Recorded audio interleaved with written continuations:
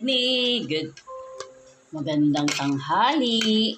Ngayon, ang gagawin natin ay ito yung spoon mo at yung fork. Diba? Tatandaan mo na, nasa kanan ng spoon, ang fork ay nasa kaliwa. Kuha tayo ng egg. Yan ha. Paano kumuha ng egg?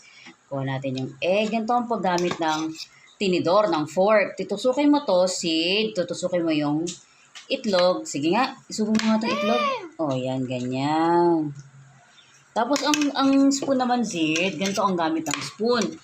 Scoop tayo dito, scoop. Tapos, harangin ng fork. At susubo na si Kuya. Yun.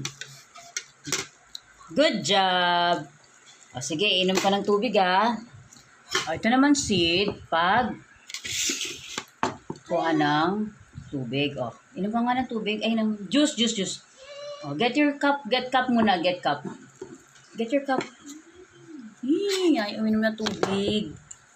Okay, Kuya. Wala ka muna itong baso mo. Ito.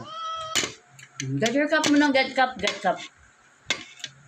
Very good dyan, Zido. Get your cup. Yan. Ako. Yan. Baba mo muna, Kuya. Baba mo muna. Wait for a moment.